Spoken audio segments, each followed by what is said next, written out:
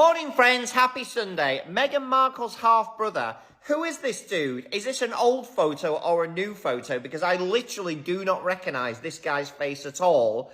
And I've been following Meghan and Harry for years. I mean, he does look like Meghan's dad, his facial features. I don't know. Let me know in the comments. But anyway, get to the point, Martin. Reveals he is penning new tell-all book about his famous sibling. Yeah, she's pretty famous. After relocating to the Philippines with their father.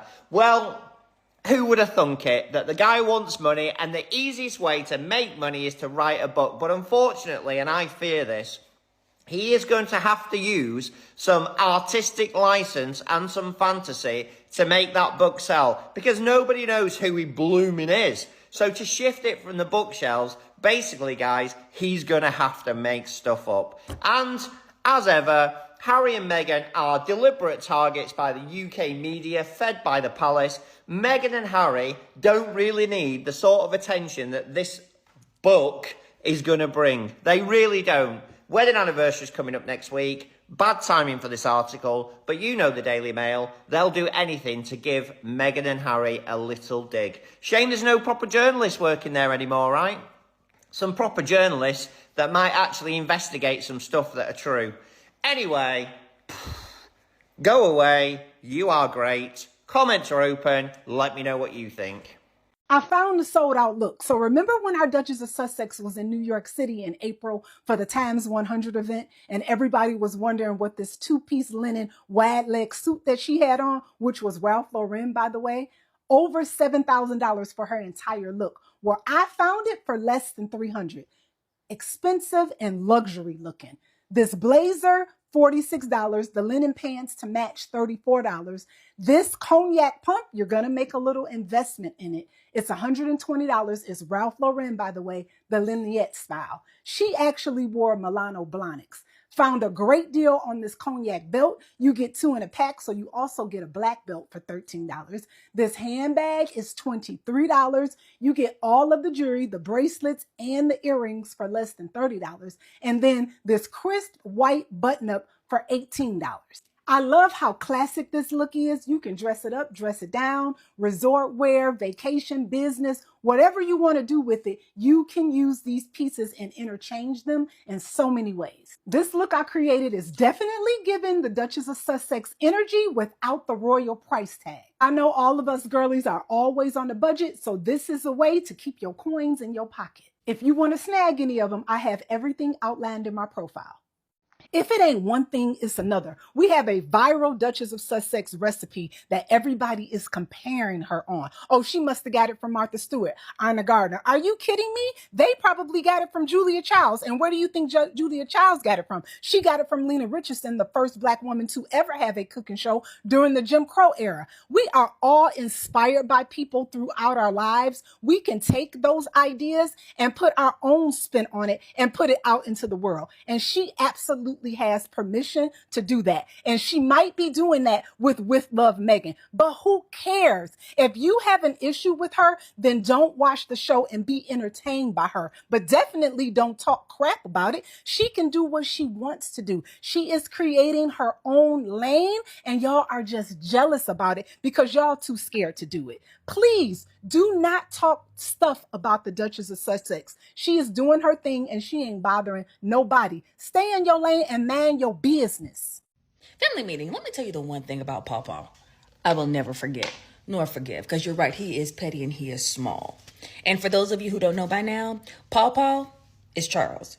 And that's his little friend. We don't call her, we may call her Pawpaw and his little friend. The one thing I'll never forgive is that their first official function or their first official jaunt as king and queen was to Paris. That was the first planned one. That's the first place you want to go with your little friend who was the third person in your relationship, the mistress in your relationship. Oh, okay. It was rescheduled because there was something going on in Paris and they went to Germany first. But the first place they were going to go to Paris was Paris. And if you think I've forgotten, Paris is the city where his ex-wife tragically died.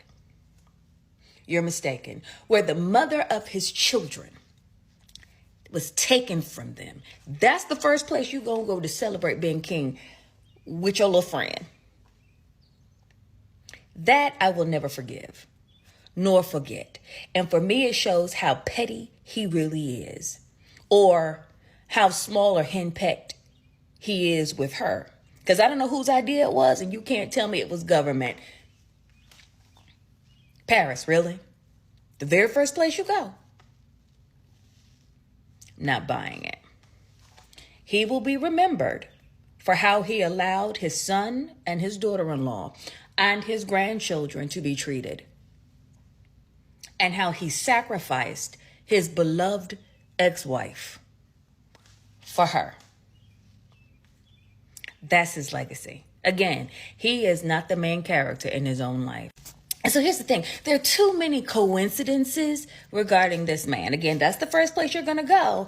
And then the day of your coronation happens to be on the birthday of the grandson of your son's son that you're not talking to. And then in your toast, you say, and happy birthday, Archie, wherever you are, like he's a cosmonaut. There are too many coincidences. He's petty. He's small. And, you know, people within their little small, narrow-minded circle may think it's funny, but what they don't realize is they have set this man up for failure, right? How can he be king? How can he be a great unifier when he's being vengeful to his own grandchildren, innocent children who have nothing to do with it? He is a tiny, small man who will be remembered as such. And his son, William, isn't far off from him. I know Elizabeth is rolling over in her grave saying, damn, I held on as long as I could. Isn't William the most popular member of the royal family? Where are the crowds? No.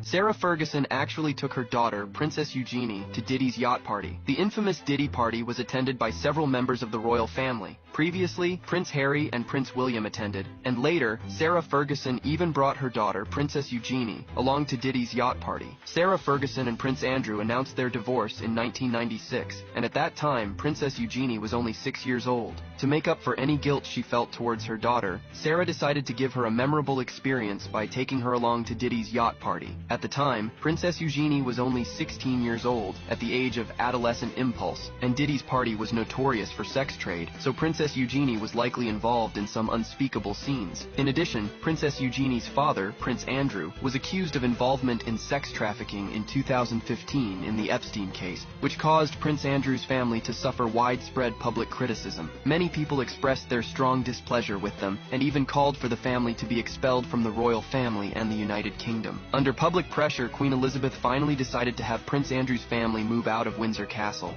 I've been meaning to talk about this specific topic for a while and kept forgetting. I didn't do a reply to this commenter because I don't want the trolls attacking them for their opinion. But 100%, when I posted the video of Princess Diana's interview with Martin Bashir, this one, so many people in those comments were like, oh, she was manipulated and she was this and she was that. And it's like, I'm not a fan of Martin Bashir, so maybe the tactics that he used were not ethical, and I would agree with that. However, that does not change, to me, in my opinion, what Princess Diana said being her truth. Essentially, in my opinion, what Prince Harry did, speaking up for herself and speaking her truth. And someone in the comment, which I lost it because I was going to make a video to reply, said, well, Prince William even said that Princess Diana had mental health, blah, blah, blah, blah, blah. Duh! Obviously, Prince William is going to say that.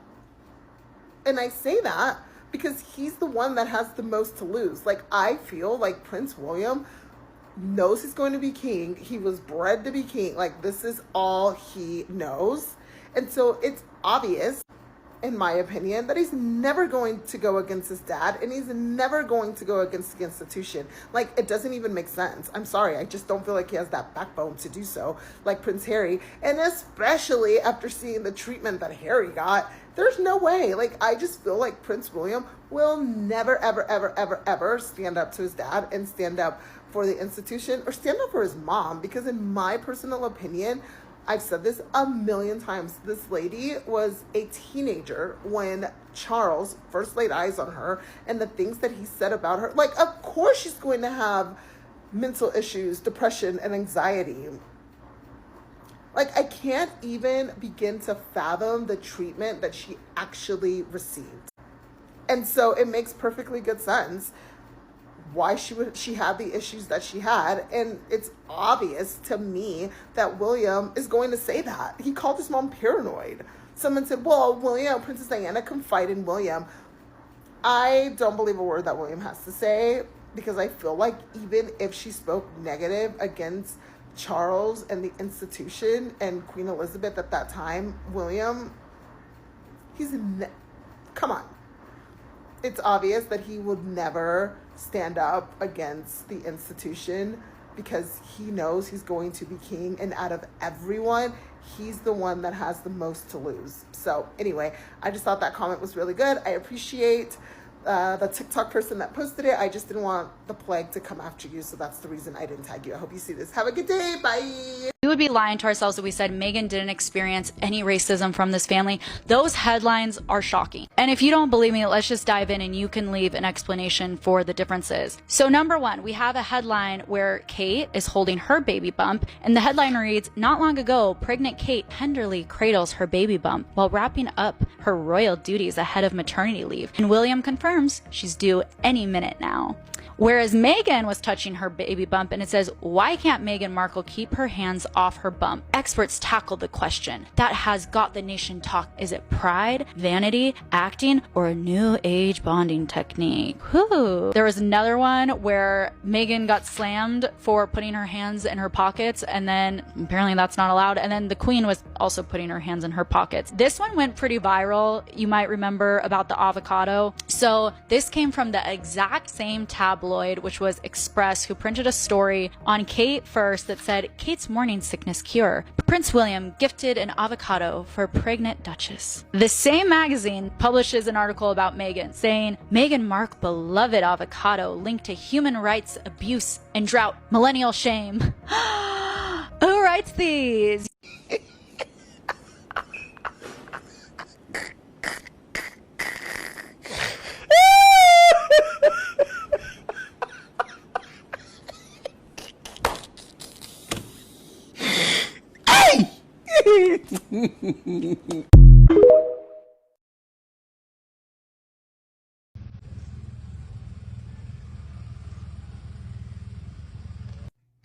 And that is why they had to print the conservative poll.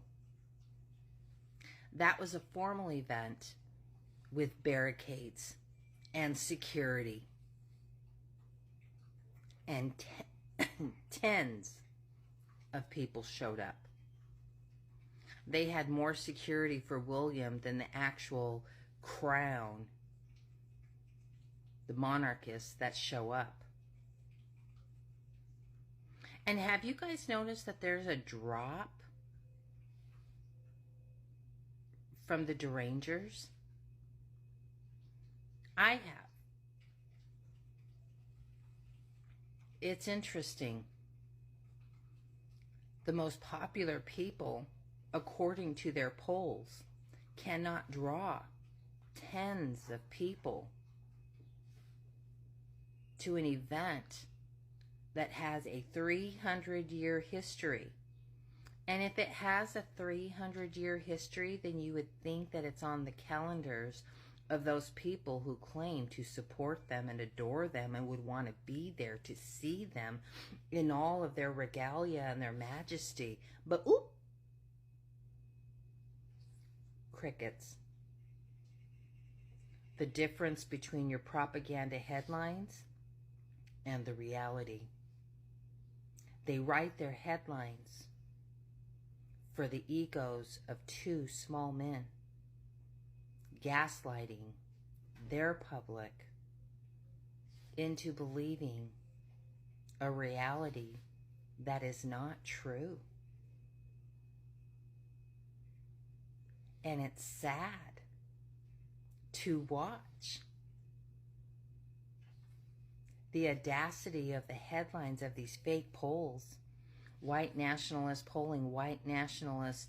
They did a poll of 2,000 white nationalists, probably their own employees, so that they can prove to themselves that they are the most popular. It must have been an employee survey or something. And yeah, we see it. It's not a good look, William. What's really happening is basically you're saying we're making accommodations for Meghan Markle, whereas she's a successful black woman who was already a humanitarian. The fact that we think that she should just be quiet just for the sake of royal precedent isn't good enough. She's dealing with very real issues. Racism isn't just a small thing to be overcome. It's about who you are. And I just don't see how whatever accommodations have been made justifies what she's been going through. So it's not enough. Amna, do you think that that should have been said out loud more publicly by senior royals and by established figures then? Definitely. I think there's a lot of people that should have taken a lot more responsibility. It's just, I struggle because I don't understand why people are ignoring it and why people are pretending that it's not happened when we have proof. We have newspaper headlines, we have tweets, we have people posting pictures of monkeys and then claiming that that's their baby. And this is... Well, it's not people, it was one person, I think, who was fired pretty quickly afterwards, right? It was one person, but social media kind of ran away with it, and social media has not been kind to Meghan Markle whatsoever. There's just been a series of events that have just demeaned her as a black woman. To every American who foamed at the mouth because I dared to speak the truth, I don't owe you an apology. America has never apologized for being the global blueprint for hypocrisy. Slavery, invasions, regime changes, and mass incarcerations, and to the Afrikaners clutching their pearls. The fact that my own community is attacking me with more rage than they ever showed apartheid shows the work I'm doing matters. And I'm not here to comfort you. I'm here to expose you. I will not back off, and I will not tone it down, and I will never apologize for challenging cowardice dressed in nostalgia. If that offends you, good. It means I'm aiming in the right direction. Hey friends, I haven't come to you from my closet for a long time, and I just wanted to explain this strange story about the 59 white South Africans who came to the country after the Trump administration signed an executive order in February establishing status for Afrikaners, the white ethnic minority in South Africa, after continuing to deny refugees from countries experiencing war and famine like Afghanistan and Sudan. So I wanted to tell you, in response, the Episcopal Church said it would terminate its partnership with the government to resettle refugees, citing moral opposition to resettling white Afrikaners. The statement said, "It's been painful to watch one group of refugees selected in a highly unusual manner receive preferential treatment over many others who have been waiting in refugee camps or dangerous conditions for years," the Most Reverend Sean Rowe, presiding bishop at the Episcopal Church, wrote. The process, of course, of becoming a refugee in the U.S. usually takes months to years, but this group was fast-tracked because, according to President Trump, quote, "White farmers are being brutally killed and the land is being confiscated in South Africa." Now, that is a claim that has been discredited by police data. Afrikaners are the descendants of European colonizers who came to South Africa 4 centuries ago and later established the system of apartheid, and that was back in 1948. So why did Trump do this? Well, it was in response to a law signed by the South African president seeking to address land ownership disparities in the country. During apartheid, white South Africans were allowed to seize land and resources from black South Africans, making the majority of the country's commercial farmland white-owned. And in fact, while white South Africans account for approximately 7% of the population, they still own 70% of the farmland in South Africa. I think it's important to note that allies of President Trump, including his advisor Elon Musk, who is South African and whose family benefited from apartheid, as well as Deputy Chief of Staff Stephen Miller, have been vocal about what they say is the persecution of white farmers in South Africa. There's something new every day, isn't there, kids? There you go. Hello, my people. Lady Rosie here. How y'all doing? All my new subscribers, you're welcome. And my returning subscribers, y'all know I love you. Guys, how you doing? These people are crazy. You know, I was reading this article. It says like Mambo's repeat Kate Middleton. Apparently she is learning not to make the same mistakes like her mother-in-law, who is Princess Diana. So her, like, apparently she's being very careful with the media. She tries not to to expose herself to the media. Guess what? This blame game in this family will never end. They will blame Princess Diana to her grave. And they did. They blamed her to her grave. And right now she's there resting. They can't leave her at peace. They want to make her guilty where she's resting. Apparently, well, Kate Middleton got married into the royal family when she was almost in her 30s. And Princess Diana was very young. She was a teenager when she got into that family. She did not really know what to do. What did she do wrong? Did y'all guys wanted to bully that woman, and which you guys really did, and you bullied her till you did put her where you went and left her in that turner in Paris? You did that on purpose. And right now here you want to make her guilty. You want to make her children guilty. You want to make her grandchildren guilty. I mean, those kind of articles just kind of bothers me though. You know why Kate is the way she is? Because that kid is on welfare. And she waits, like hers is even worse. That kid's situation is the worstest that they could be out there for any woman at that age. You can't be no 40 years old and sit down and wait for allowance from some kind of like a taxpayers. That's a terrible life. You know why she looks the way she looks? That girl looks miserable. Middleton, you look miserable. You look terrible. Your mother got you into that because of greed, because of laziness. Your ass is too lazy that you cannot do things for yourselves. You want all the free stuff you can get. The free stuff got you where you are right there. After Bullion broke up with Mambos, she doesn't really have money. She ain't got no money for anything. Right now, before she used to buy all those tablecloths that she used to wear, she actually did have a little bit of that allowance money coming to her. Like a little child, they probably gave her allowance money to go to TK Maxx like every 6 months. That's why she wore what she wore before. Y'all saw before Meghan what that girl used to wear. Are we all watching this family? Were we all watching this family? Especially us who actually grew up a little bit in that Europe. We paid really close attention to that family. Yes, we did. Middleton used to be on TV all the time. And the tabloids used to follow her. And the same tabloids used to follow Diana the same. The same damn tabloids. Diana never used to talk to them. She never used to do anything to them. And right now y'all sitting down there blaming her and comparing her to Kate. Kate is a dumb person. Kate is nobody to be compared with somebody. She's stupid. She sat down there, got married into a family that gives women allowance to go purchase anything. They did not want to see Princess Meghan there because guess what? She was independent. She was a millionaire.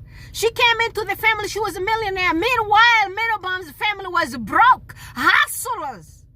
Bunch of criminals. Remember the Goldsmith family in Australia? I already told you. I made multiple videos about the family that made Mumbles. She came from the family of hustlers, the thieves. Her great-grandparents were thieves.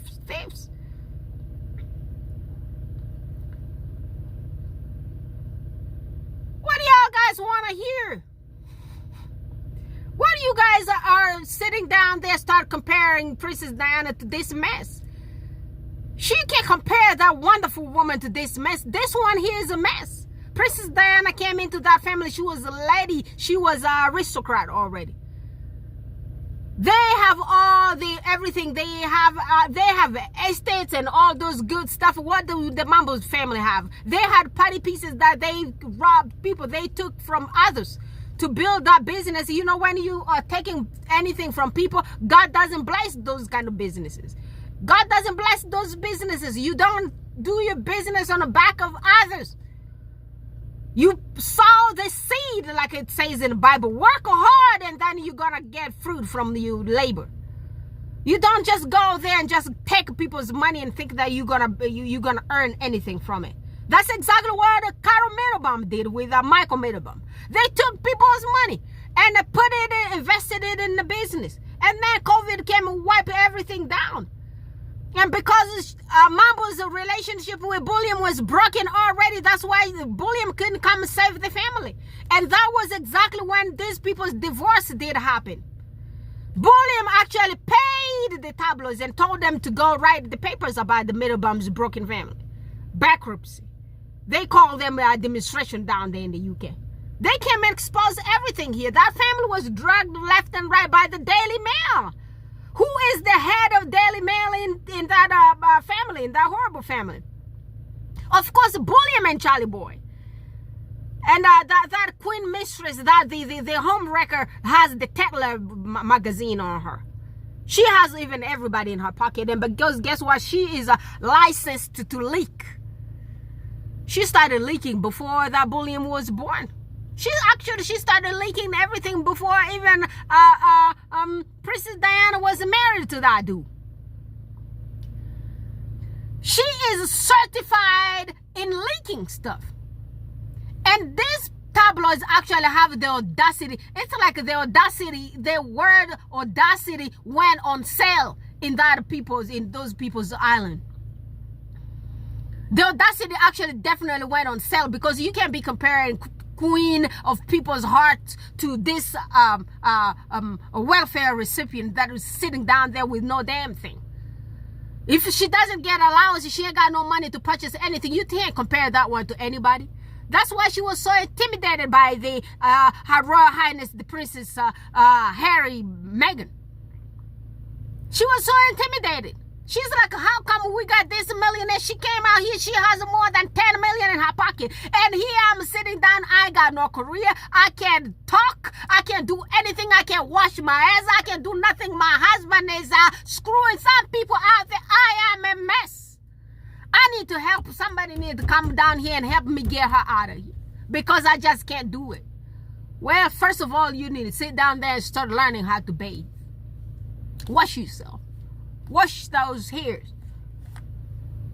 You can't be messing up and touching your hair all the time. I don't know what kind of shampoo. You need those anti-dandruff shampoos or something.